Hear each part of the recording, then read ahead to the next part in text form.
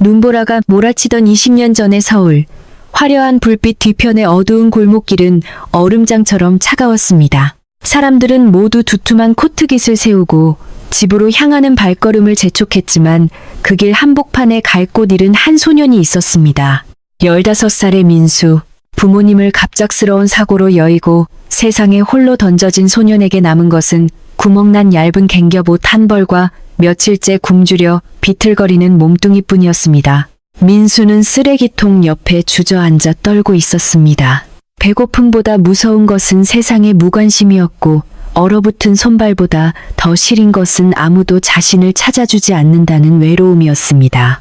소년의 눈앞이 가물가물해지며 의식이 흐릿해질 때쯤 골목 끝 작은 식당에서 새어나오는 노란 불빛과 구수한 냄새가 소년의 코끝을 간지럽혔습니다. 그것은 세상에서 가장 따뜻하고 그리운 냄새였습니다. 그곳은 할머니의 따뜻한 식당이라는 낡은 간판이 걸린 작은 밥집이었습니다. 80살의 박씨 할머니는 평생을 그곳에서 배고픈 이들에게 밥을 팔며 살아오셨습니다. 할머니는 허리가 굽고 손마디는 거칠었지만 눈빛만큼은 누구보다 깊고 따스했습니다. 할머니가 가게 앞을 정리하려 문을 열었을 때 눈 더미 속에 쓰러지듯 기대어 있는 민수를 발견했습니다.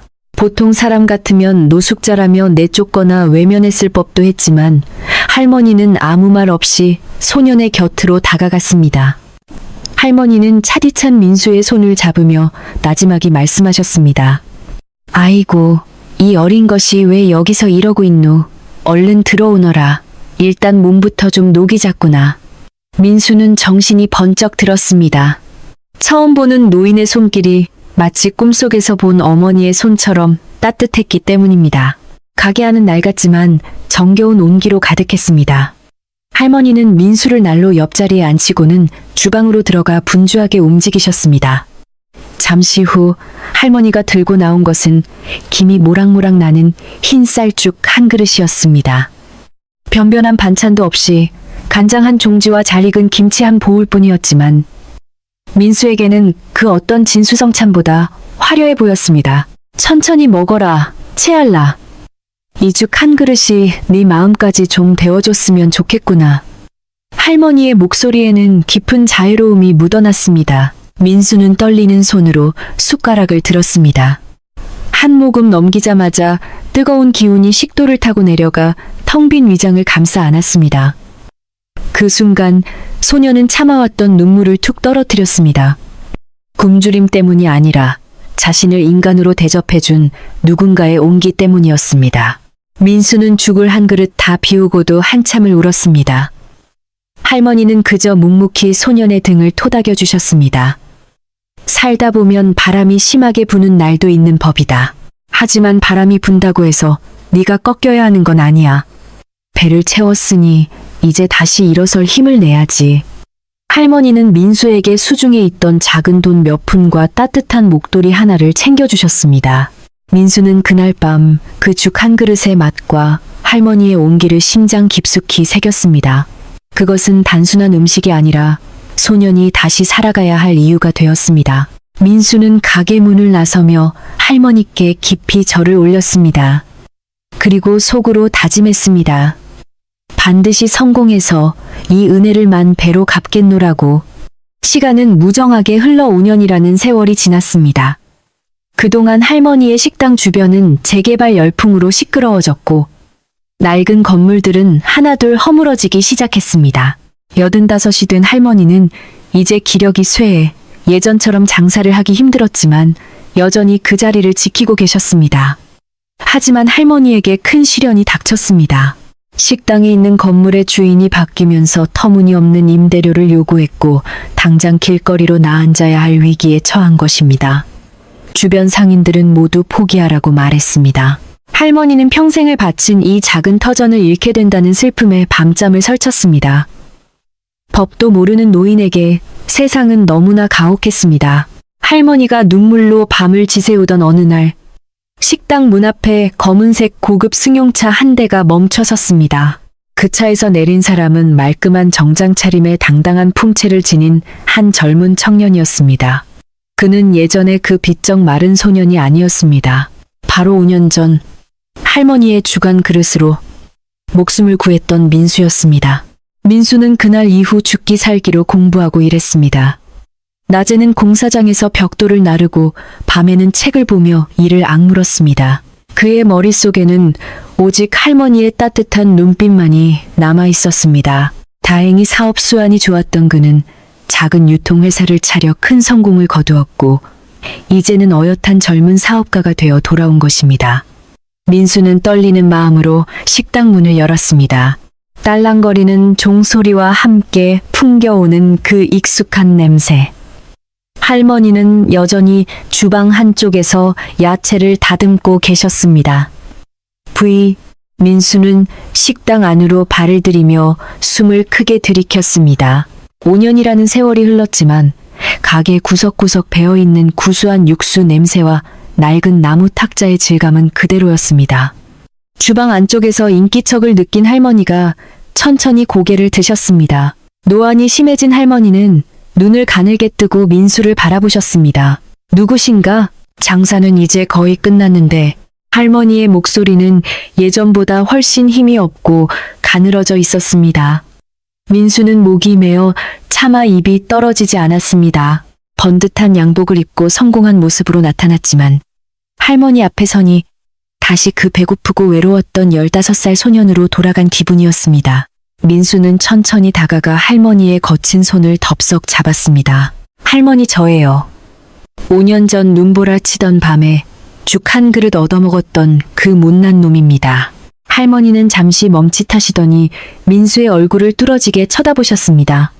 그리고는 기억의 파편을 맞추듯 흐릿한 눈동자가 조금씩 생기를 되찾기 시작했습니다.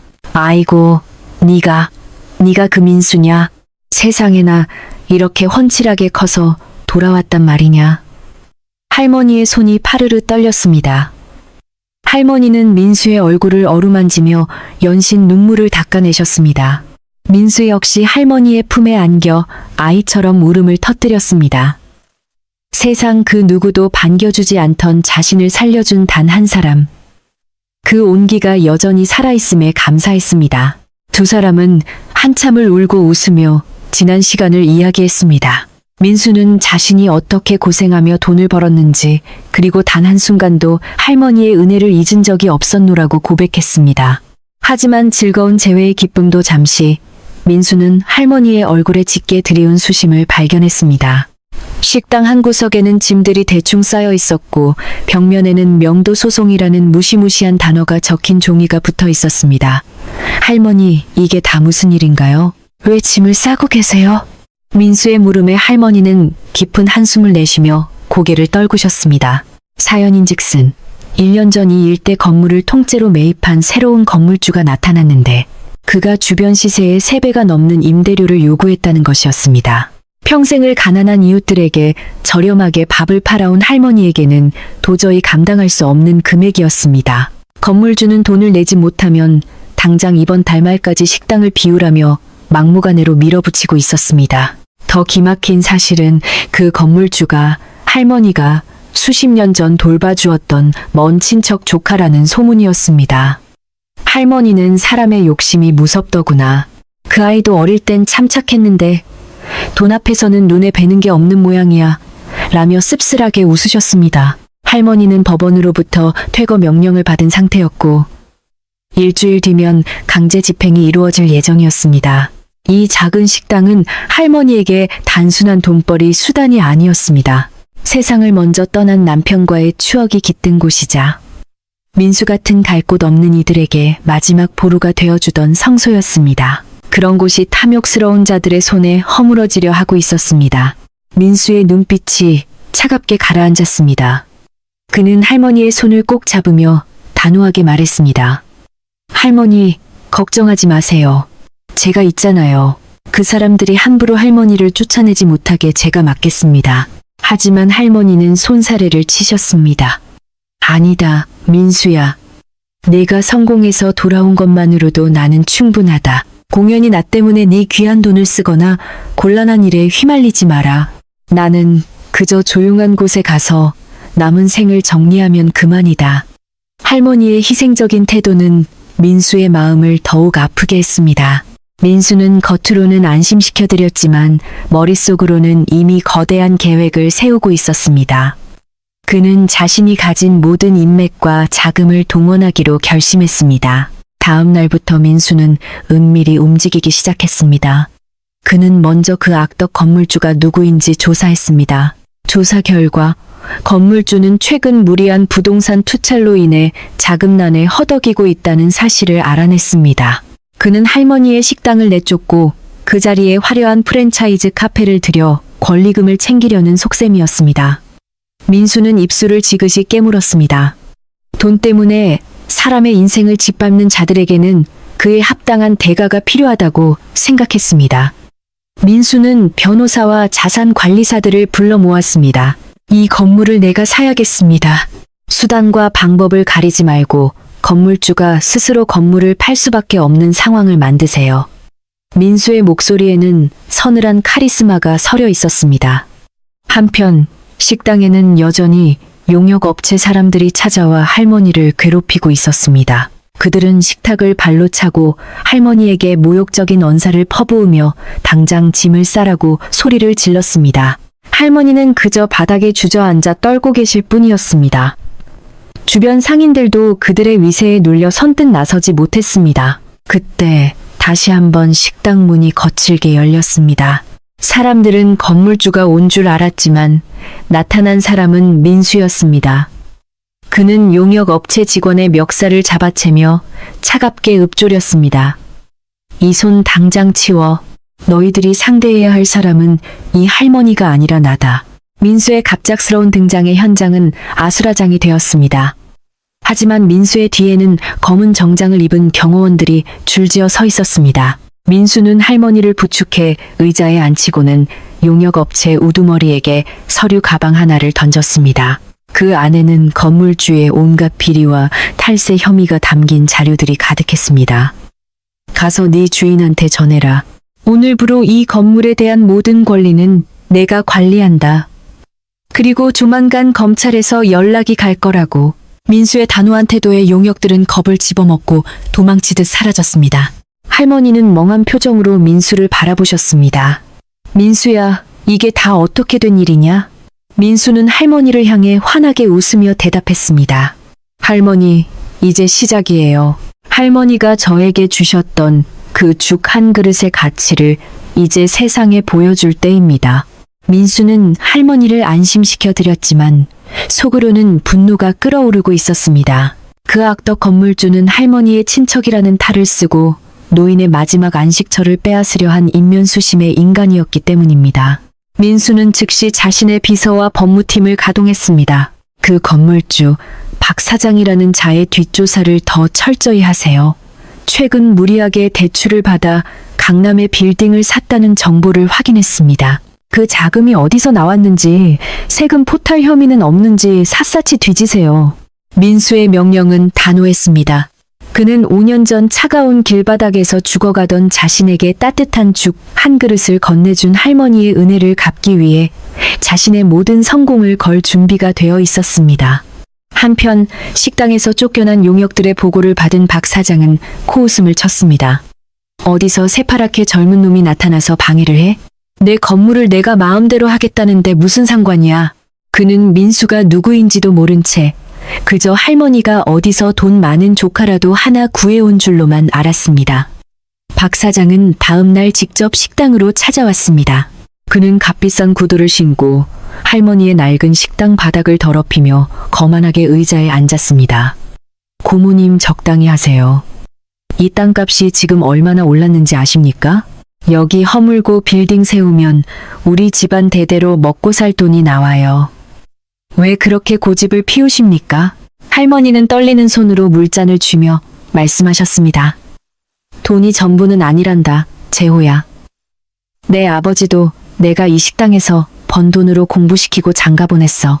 그런데 네가 어떻게 나한테 이럴 수 있니? 할머니의 눈에는 서러움이 가득했습니다.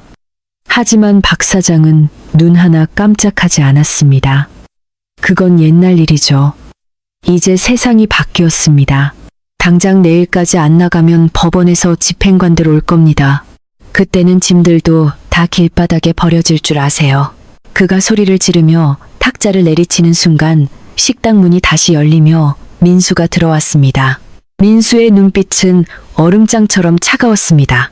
민수는 박 사장의 앞에 서류 뭉치를 툭 던졌습니다. 박재호 씨, 당신이 최근에 투자한 상가 건물들, 유령 회사를 통해서 자금 세탁한 정황이 여기 다 들어있습니다. 그리고 할머니 식당 부지를 강제로 뺏으려고 구청 공무원에게 뇌물을 건넨 녹취록도 확보했죠. 박 사장의 얼굴이 순식간에 흑빛으로 변했습니다. 뭐야? 네가 뭔데 남의 뒤를 캐고 다녀. 박 사장은 당황하며 서류를 가로채려 했지만 민수의 경호원들에게 가로막혔습니다. 민수는 낮게 읊조렸습니다. 나는 5년 전 이 식당에서 목숨을 구한 사람이다. 당신이 쓰레기처럼 버리려 했던 이 공간이 나에게는 세상 무엇보다 소중한 곳이지. 민수는 박 사장에게 최후 통첩을 보냈습니다. 선택해. 이 건물을 시세보다 낮은 가격에 나에게 넘기고 조용히 물러날 것인지, 아니면 이 서류들을 들고 검찰로 가서 평생 감옥에서 썩을 것인지. 박 사장은 부르르 떨며 민수를 노려보았지만 이미 전세는 역전된 상태였습니다. 민수가 제시한 증거들은 박 사장의 파멸을 의미했기 때문입니다. 결국 박 사장은 비굴하게 무릎을 꿇었습니다. 제발 살려주게. 내가 눈이 멀었었네. 건물은 자네가 원하는 대로 처리하게. 민수는 싸늘하게 그를 내려다보며 식당 밖으로 쫓아버렸습니다. 상황이 정리된 듯 보였지만 민수의 마음은 편치 않았습니다. 할머니가 이 충격으로 인해 갑자기 정신을 잃고 쓰러지셨기 때문입니다. 평소 기력이 쇠하셨던 할머니는 극심한 스트레스를 견디지 못하고 병원으로 이송되었습니다. 민수는 응급실 밖에서 초조하게 기다렸습니다. 의사는 고령인 탓에 고비를 넘기기 힘들 수도 있다는 청천벽력 같은 말을 전했습니다. 민수는 병원 복도 의자에 주저앉아 머리를 감싸 쥐었습니다. 할머니, 제발, 이제 제가 은혜를 갚으려 하는데 이렇게 가시면 안 됩니다. 민수의 눈에서 뜨거운 눈물이 쏟아졌습니다.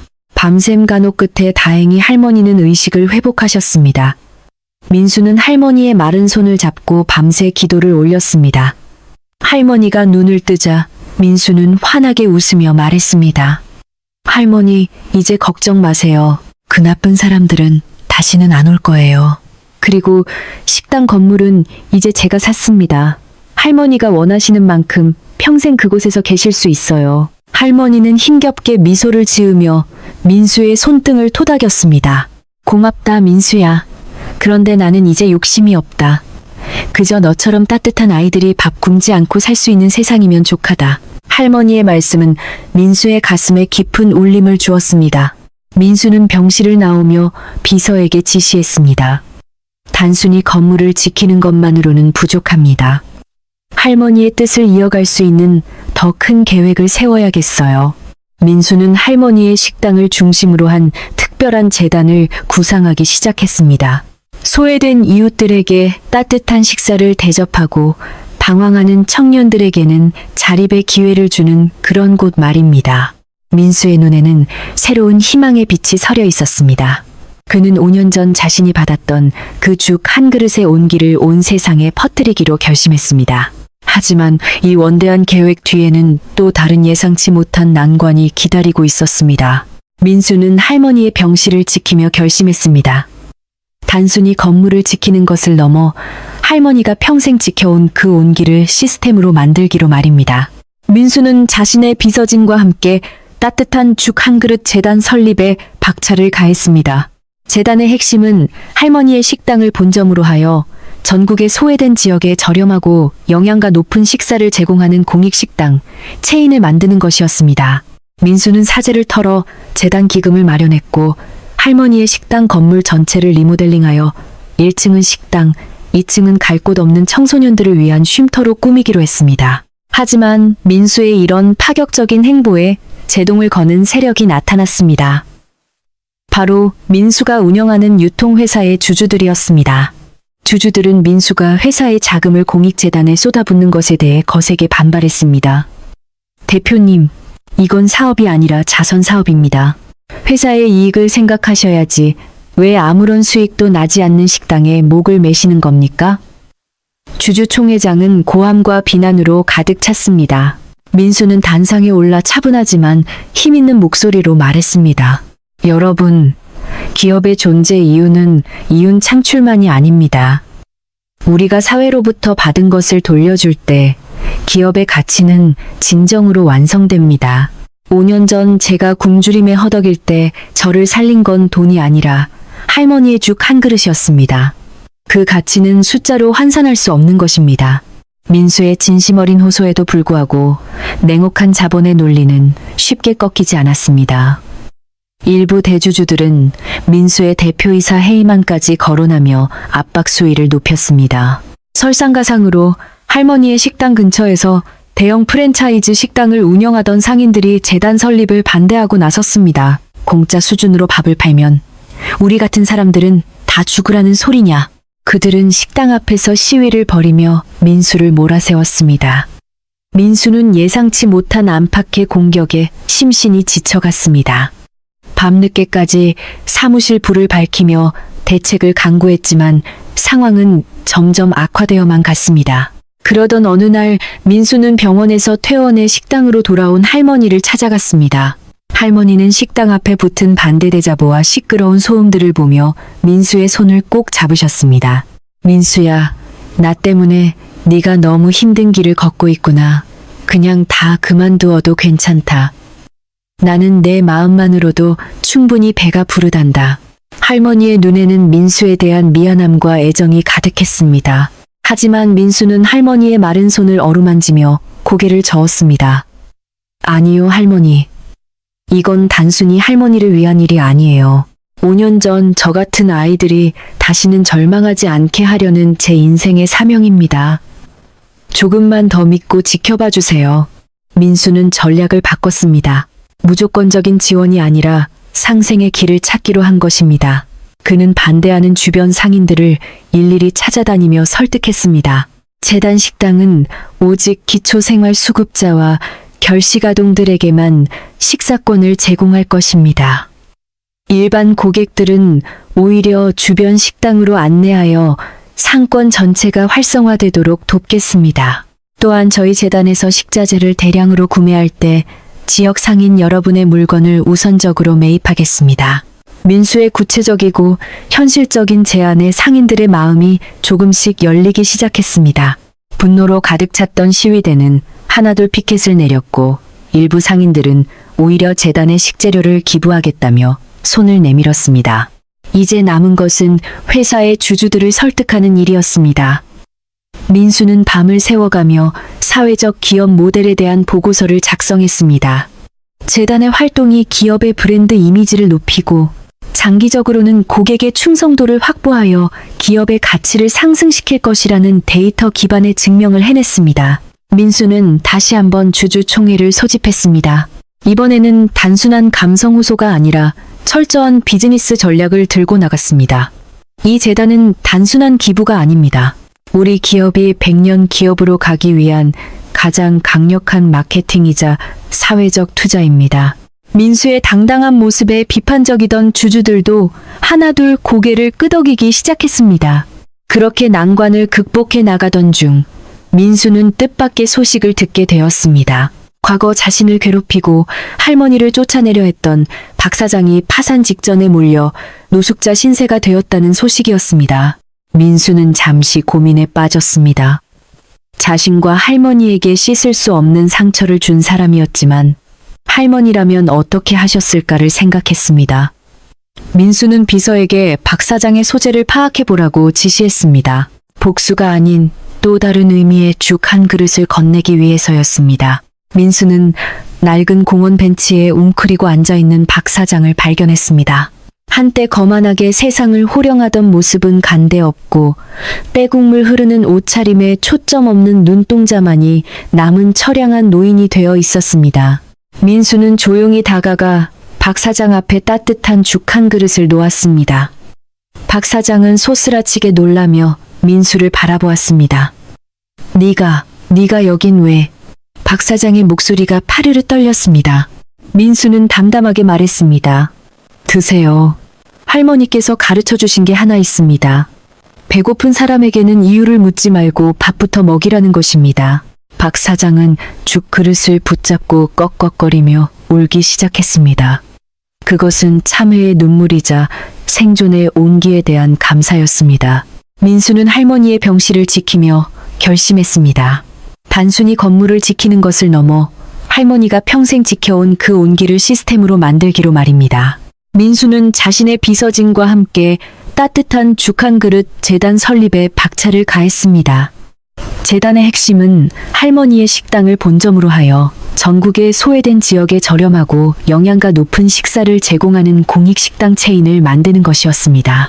민수는 사재를 털어 재단 기금을 마련했고 할머니의 식당 건물 전체를 리모델링하여 1층은 식당, 2층은 갈 곳 없는 청소년들을 위한 쉼터로 꾸미기로 했습니다.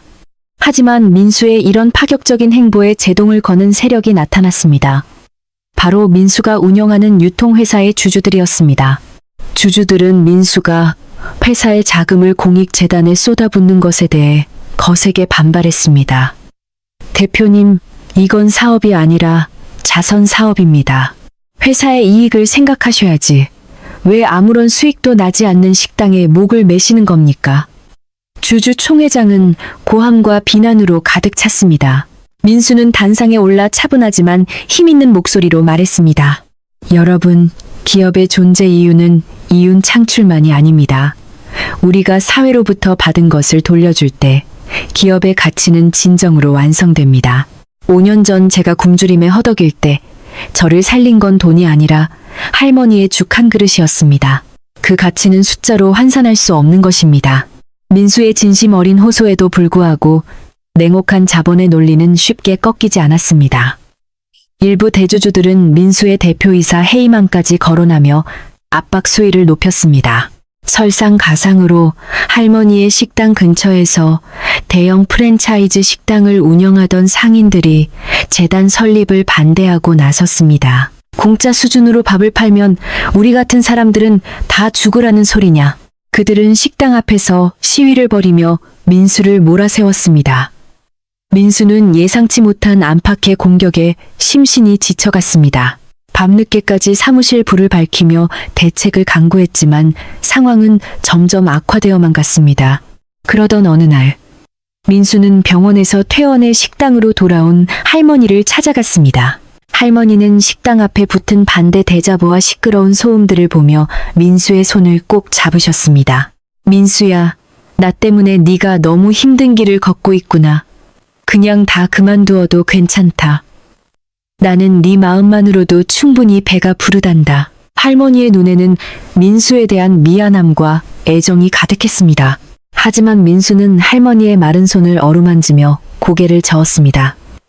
아니요, 할머니. 이건 단순히 할머니를 위한 일이 아니에요. 5년 전 저 같은 아이들이 다시는 절망하지 않게 하려는 제 인생의 사명입니다. 조금만 더 믿고 지켜봐 주세요. 민수는 전략을 바꿨습니다. 무조건적인 지원이 아니라 상생의 길을 찾기로 한 것입니다. 그는 반대하는 주변 상인들을 일일이 찾아다니며 설득했습니다. 재단 식당은 오직 기초생활수급자와 결식 아동들에게만 식사권을 제공할 것입니다. 일반 고객들은 오히려 주변 식당으로 안내하여 상권 전체가 활성화되도록 돕겠습니다. 또한 저희 재단에서 식자재를 대량으로 구매할 때 지역 상인 여러분의 물건을 우선적으로 매입하겠습니다. 민수의 구체적이고 현실적인 제안에 상인들의 마음이 조금씩 열리기 시작했습니다. 분노로 가득 찼던 시위대는 하나둘 피켓을 내렸고 일부 상인들은 오히려 재단에 식재료를 기부하겠다며 손을 내밀었습니다. 이제 남은 것은 회사의 주주들을 설득하는 일이었습니다. 민수는 밤을 새워가며 사회적 기업 모델에 대한 보고서를 작성했습니다. 재단의 활동이 기업의 브랜드 이미지를 높이고 장기적으로는 고객의 충성도를 확보하여 기업의 가치를 상승시킬 것이라는 데이터 기반의 증명을 해냈습니다. 민수는 다시 한번 주주총회를 소집했습니다. 이번에는 단순한 감성 호소가 아니라 철저한 비즈니스 전략을 들고 나갔습니다. 이 재단은 단순한 기부가 아닙니다. 우리 기업이 100년 기업으로 가기 위한 가장 강력한 마케팅이자 사회적 투자입니다. 민수의 당당한 모습에 비판적이던 주주들도 하나둘 고개를 끄덕이기 시작했습니다. 그렇게 난관을 극복해 나가던 중 민수는 뜻밖의 소식을 듣게 되었습니다. 과거 자신을 괴롭히고 할머니를 쫓아내려 했던 박 사장이 파산 직전에 몰려 노숙자 신세가 되었다는 소식이었습니다. 민수는 잠시 고민에 빠졌습니다.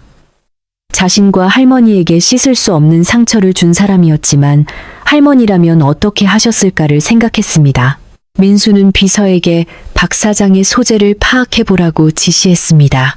복수가 아닌 또 다른 의미의 죽 한 그릇을 건네기 위해서였습니다.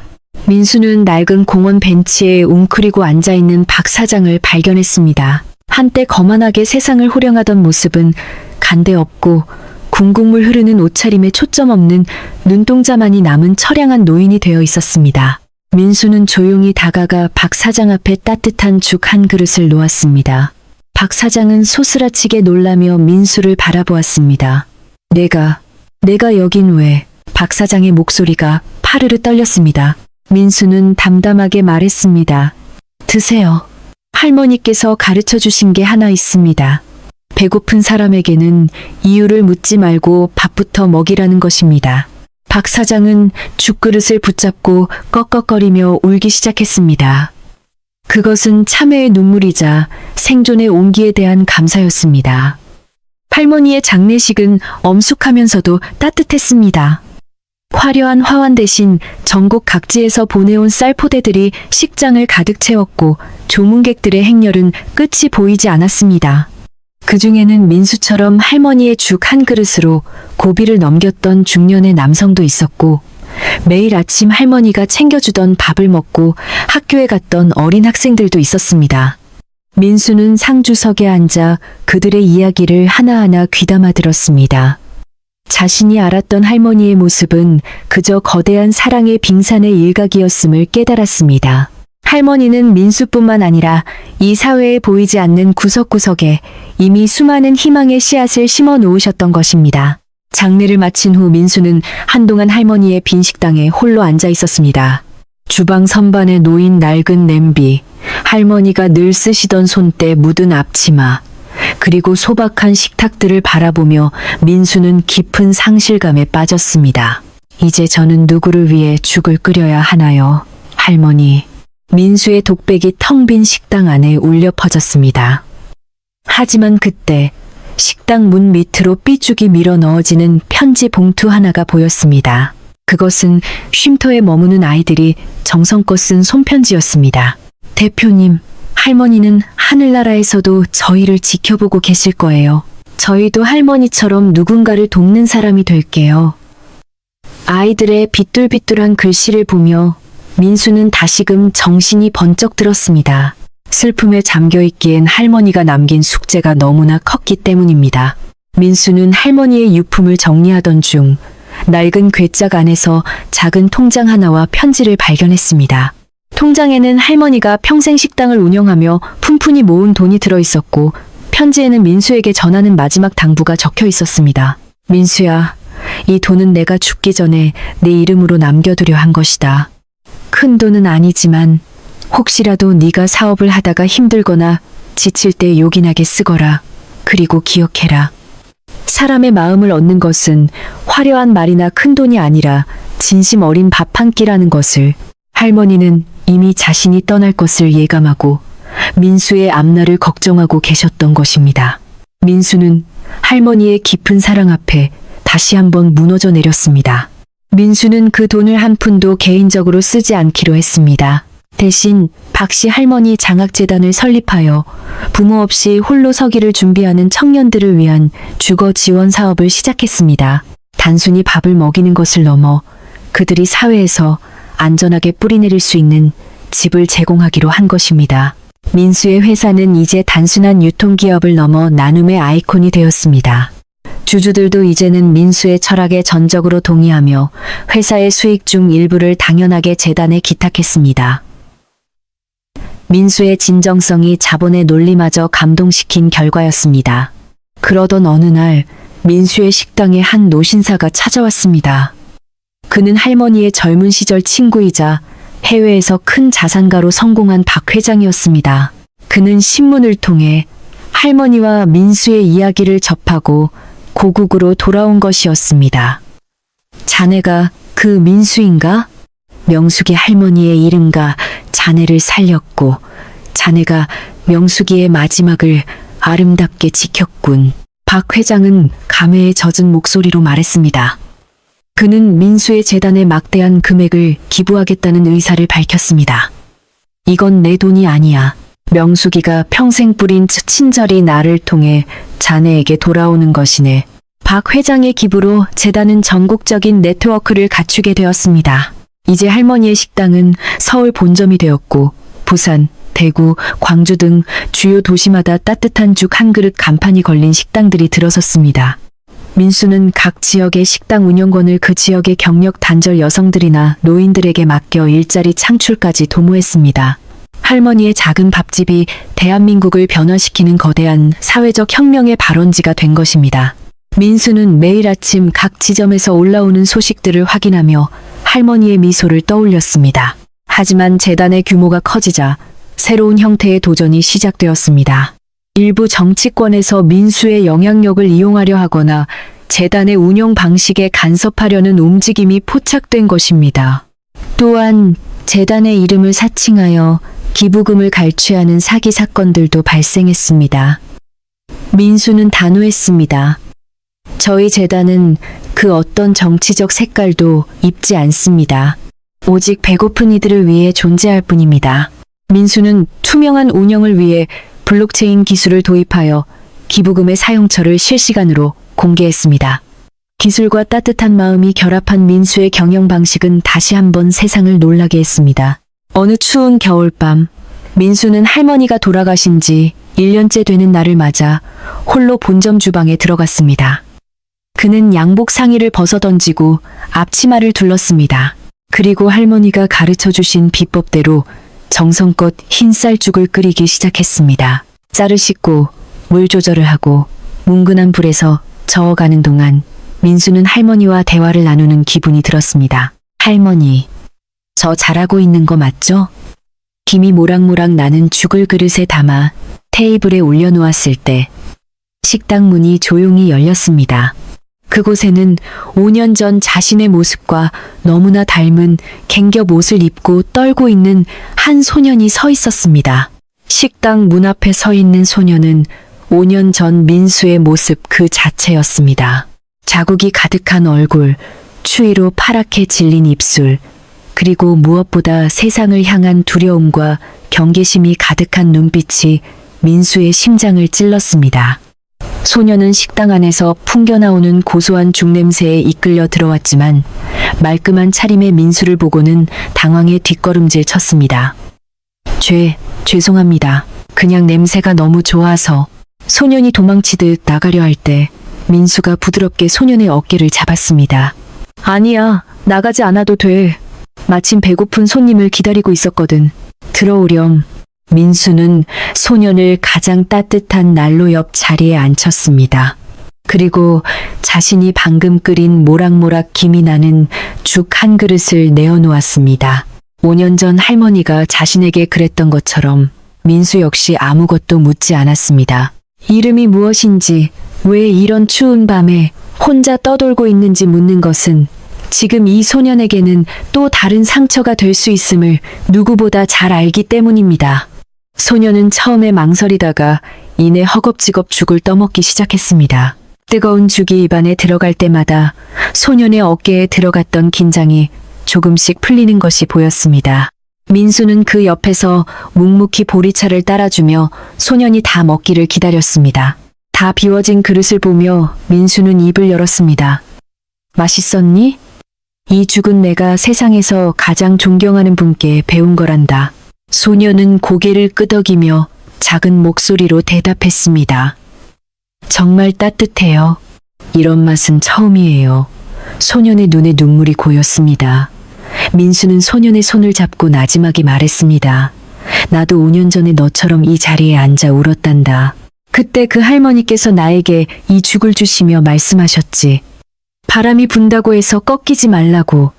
너도 지금 많이 힘들겠지만 이 죽 한 그릇의 온기를 기억하며 힘을 냈으면 좋겠구나. 민수는 그 소년을 재단에서 운영하는 쉼터로 인도했습니다. 알고 보니 소년은 도윤이라는 이름의 아이로 시설에서 나와 홀로 서기를 준비하다 사기를 당해 길거리로 내몰린 상태였습니다. 도윤이는 그날 이후 쉼터에서 생활하며 민수의 전폭적인 지원 아래 다시 공부를 시작했습니다. 민수는 도윤이를 보며 할머니의 유산을 이어가고 있다는 확신을 얻었습니다. 단순히 밥을 주는 행위가 한 사람의 인생을 어떻게 바꾸는지, 그리고 그 바뀐 인생이 또 다른 인생을 어떻게 구원하는지 눈앞에서 목격하고 있었기 때문입니다. 한편 재단은 이제 국내를 넘어 해외로까지 눈을 돌리기 시작했습니다. 민수는 할머니의 뜻을 기려 K-소울 푸드 프로젝트를 기획했습니다. 전쟁이나 기아로 고통받는 지역에 한국식 죽과 따뜻한 국밥을 제공하는 구호 활동을 시작한 것입니다. 민수는 직접 분쟁 지역이나 재난 현장을 방문했습니다. 그곳에서 그는 할머니의 앞치마를 두르고 커다란 솥에 죽을 끓였습니다. 언어는 통하지 않았지만 뜨거운 죽 한 그릇을 건네는 민수의 손길과 눈빛에서 현지 사람들은 진심 어린 위로를 느꼈습니다. 할머니의 작은 식당에서 시작된 기적이 전 세계로 뻗어나가는 순간이었습니다. 하지만 민수의 성공을 시기하는 세력은 여전히 존재했습니다. 거대 식품 기업들은 민수의 재단이 시장을 교란한다며 법적 소송을 제기했고, 일부 언론은 민수가 정계 진출을 위해 이미지 메이킹을 하고 있다는 악의적인 기사를 쏟아냈습니다. 민수는 흔들리지 않았습니다. 세상의 비판에 일일이 대응하기보다 우리는 우리가 해야 할 일을 묵묵히 하면 됩니다. 진실은 결국 행동으로 증명되는 법이니까요. 민수의 단호한 태도에 직원들과 재단 후원자들은 더욱 굳건한 신뢰를 보냈습니다. 그러던 어느 날 민수는 할머니의 식당 본점 뒤편 작은 정원에 할머니의 동상을 세우기로 했습니다. 화려하고 거대한 동상이 아니라 인자한 모습으로 죽 그릇을 들고 있는 실물 크기의 소박한 동상이었습니다. 동상 아래에는 이곳을 찾는 모든 이들에게 따뜻한 위로가 되기리라는 문구를 새겼습니다. 제막식 날 도윤이를 비롯한 쉼터 아이들과 수많은 시민이 모였습니다. 민수는 할머니의 동상 손을 잡으며 조용히 읊조렸습니다. 할머니, 이제 외롭지 않으시죠? 할머니가 주신 사랑이 이렇게나 많은 사람의 마음속에서 꽃피고 있어요. 그날 밤 민수는 꿈을 꾸었습니다. 꿈속에서 할머니는 예전 그 모습 그대로 식당 주방에 서 계셨습니다. 할머니는 민수를 보고 환하게 웃으시며 말씀하셨습니다. 민수야, 참 잘했다. 고생 많았다. 할머니의 따뜻한 칭찬에 민수는 잠결에도 미소를 지었습니다. 잠에서 깬 민수는 창밖의 밝은 달빛을 보며 다짐했습니다. 이 길이 아무리 험난하고 지치더라도 누군가에게 따뜻한 죽 한 그릇을 건네는 일을 결코 멈추지 않겠노라고. 그것이 자신이 받은 생명의 빚을 갚는 유일한 길임을 그는 알고 있었습니다.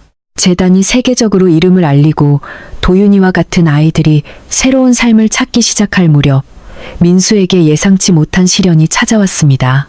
글로벌 경제 위기의 여파로 민수의 본체인 유통회사가 큰 타격을 입게 된 것입니다. 물류 비용은 치솟고 소비 심리는 급격히 위축되었습니다. 회사의 자금줄이 마르기 시작하자 과거 민수의 재단 활동을 탐탁지 않게 여겼던 반대파 주주들이 다시 목소리를 높였습니다. 거봐라, 본업에 충실하지 않고 자선 사업에만 몰두하더니 결국 이 꼴이 나지 않았느냐. 그들은 민수를 경영진에서 축출하고 재단을 해산하여 자금을 회수하겠다고 선언했습니다. 민수는 인생에서 가장 큰 경영 위기에 직면했습니다. 단순히 자신의 자리를 잃는 것이 두려운 것이 아니었습니다.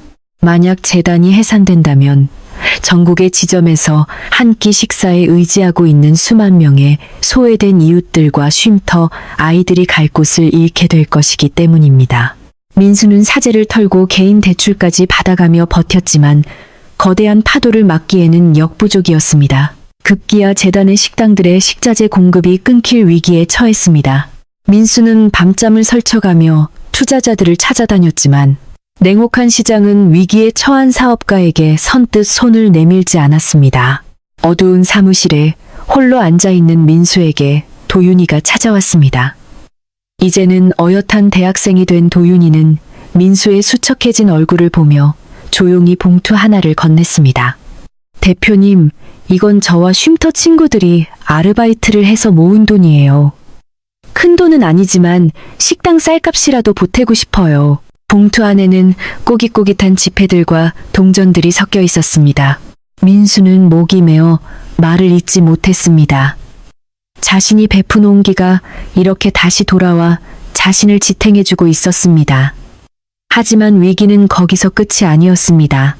주주들은 다음 주에 열릴 임시 주주총회에서 민수의 해임안을 가결하겠다며 최후 통첩을 보냈습니다.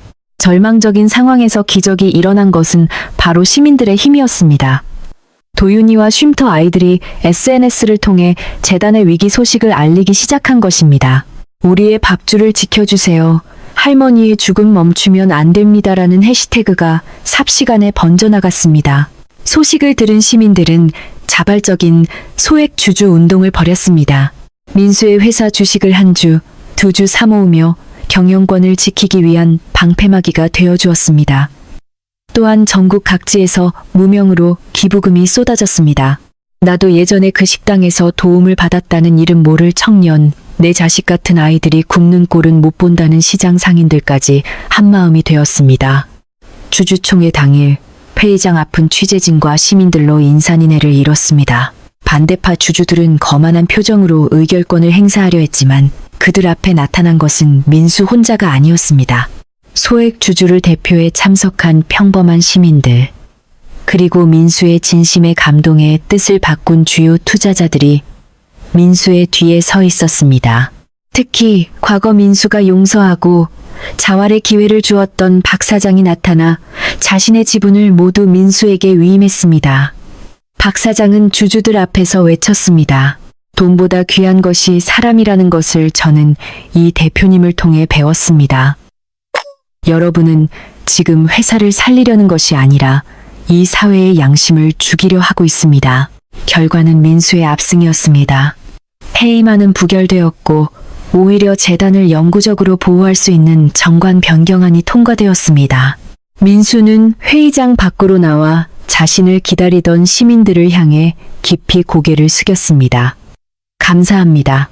여러분이 오늘 지켜낸 것은 제가 아니라 우리 사회의 따뜻한 온기입니다. 민수의 눈에는 뜨거운 눈물이 맺혔습니다. 할머니가 말씀하셨던 사람의 진심이 거대한 자본의 벽을 허문 역사적인 순간이었습니다.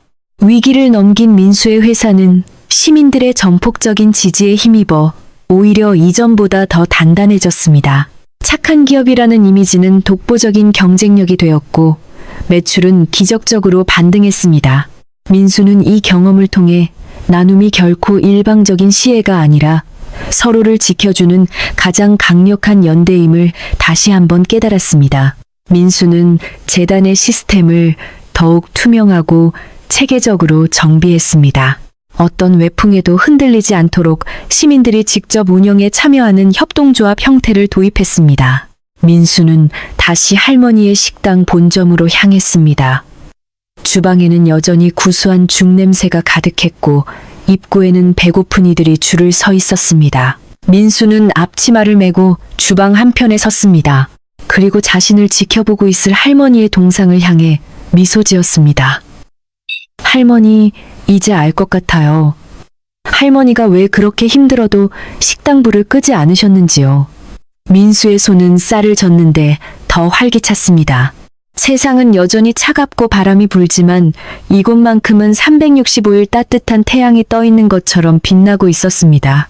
주주총회의 승리 이후 민수의 행보는 국내를 넘어 세계의 주목을 받기 시작했습니다. 할머니의 작은 죽 한 그릇에서 시작된 기적은 이제 나눔의 경영학이라는 새로운 패러다임으로 불리며 전 세계 기업인들에게 큰 영감을 주었습니다. 민수는 UN 본부로부터 특별 강연 요청을 받았습니다. 그는 화려한 정장 대신 가슴에 할머니의 따뜻한 식당 로고가 새겨진 셔츠를 입고 연단에 올랐습니다.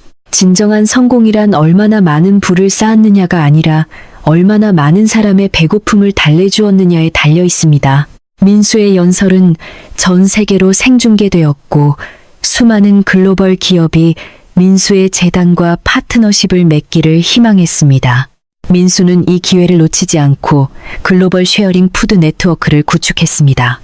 아프리카의 기아 지역, 동남아시아의 수해 현장, 전쟁으로 고통받는 유럽의 접경지대에 할머니의 식당 해외 지점들이 하나둘 세워졌습니다. 현지인들의 입맛에 맞게 변형된 영양죽과 따뜻한 식사가 매일 수백만 명에게 제공되었습니다. 민수는 직접 비행기에 몸을 싣고 현장을 누볐습니다. 먼지 날리는 아프리카의 어느 마을에서 아이들에게 죽을 떠주던 민수는 문득 깨달았습니다. 언어와 인종은 달라도 따뜻한 음식을 먹고 짓는 미소는 5년 전 서울의 그 골목에서 자신이 지었던 미소와 똑같다는 것을 말입니다. 한편 한국에서는 도윤이가 재단의 새로운 리더로 성장하고 있었습니다. 도윤이는 민수의 경영 철학을 이어받아 기술과 복지를 결합한 스마트 나눔 시스템을 개발했습니다. 독거노인들의 식사 패턴을 데이터로 분석하여 건강 이상 징후를 감지하고 인근 식당들과 연계하여 결식아동들이 눈치 보지 않고 식사할 수 있는 모바일 플랫폼을 만든 것입니다. 민수는 도윤이를 보며 자신의 선택이 틀리지 않았음을 다시 한번 확인했습니다. 민수야, 네가 심은 씨앗이 이제 거대한 숲을 이루고 있구나. 할머니의 목소리가 바람결에 들리는 듯했습니다. 하지만 민수의 성공을 시기하는 또 다른 그림자가 드리웠습니다. 재단의 영향력이 커지자 이를 정치적으로 이용하려는 세력들이 민수를 정계로 끌어들이려 유혹했습니다. 이 대표님, 당신이 정치에 나서면 이 나라는 단번에 바뀔 겁니다. 더 큰 힘을 가져보지 않겠습니까? 수많은 정치인이 달콤한 제안을 건넸지만 민수는 단호했습니다. 제가 있을 곳은 여의도가 아니라 주방입니다. 권력의 힘보다 밥 한 그릇의 힘을 더 믿기 때문입니다. 민수는 모든 정치적 제안을 거절하고 다시 식당으로 돌아왔습니다. 그는 명성보다 소박한 일상을 지키는 것이 할머니의 뜻을 따르는 길임을 잊지 않았습니다. 그러던 어느 날 민수는 건강검진에서 청천벽력 같은 소식을 듣게 되었습니다. 과도한 업무와 스트레스, 그리고 전 세계 현장을 누비느라 몸을 돌보지 못한 탓에 간암 중기 판정을 받은 것입니다. 주위 사람들은 큰 충격에 빠졌습니다. 대표님, 이제 좀 쉬셔야 합니다. 제발 치료에만 전념하십시오. 도윤이를 비롯한 재단 직원들은 눈물로 호소했습니다. 민수는 잠시 망연자실했지만 이내 담담하게 웃어 보였습니다. 할머니도 평생 남을 위해 몸을 아끼지 않으셨는데 제가 엄살을 피울 순 없죠. 걱정 마세요. 저는 아직 할 일이 많습니다. 민수는 투병 중에도 재단의 미래를 위한 설계를 멈추지 않았습니다. 그는 자신이 없어도 재단이 영속적으로 운영될 수 있도록 전문 경영인 체제를 확립하고 시민들이 직접 이사회를 구성하는 민주적 운영 구조를 완성했습니다. 또한 할머니의 레시피를 전 세계 언어로 기록한 생명의 요리책을 발간했습니다. 병실 창가에 앉아 죽 한 그릇을 앞에 두고 민수는 생각했습니다. 죽음은 끝이 아니라 또 다른 나눔의 시작이다. 민수의 얼굴에는 두려움 대신 평온함이 서려 있었습니다. 수술을 앞둔 밤, 민수는 몰래 병원을 빠져나와 할머니의 식당 본점을 찾았습니다. 밤늦은 시간이었지만 식당 입구의 노란 불빛은 여전히 골목을 환하게 비추고 있었습니다. 민수는 할머니의 동상 앞에 무릎을 꿇고 손을 잡았습니다. 할머니, 저 무섭지 않아요. 할머니 곁으로 가더라도 제가 남긴 이 온기들이 계속 세상을 데워줄 테니까요. 그래도 조금만 더 시간을 주세요. 이 따뜻한 온기를 조금만 더 느끼고 싶습니다. 민수의 눈가에 이슬이 맺혔습니다. 그때 식당 문이 열리며 도윤이와 직원들, 그리고 수많은 시민이 촛불을 들고 나타났습니다. 그들은 민수의 쾌차를 비는 노래를 부르며 그를 감싸 안았습니다. 골목 가득 울려 퍼지는 찬송가와 따뜻한 마음들이 민수의 몸속으로 스며드는 것 같았습니다. 민수는 비로소 깨달았습니다. 자신이 준 것보다 받은 것이 훨씬 더 많았다는 사실을 말입니다. 할머니의 죽 한 그릇이 만든 기적은 이제 민수라는 한 개인을 넘어 대한민국이라는 사회 전체를 치유하는 거대한 사랑의 강물이 되어 흐르고 있었습니다. 민수는 시민들의 손을 하나하나 맞잡으며 수술실로 향할 용기를 얻었습니다. 반드시 돌아오겠습니다. 여러분과 함께 더 따뜻한 죽을 끓이기 위해서요.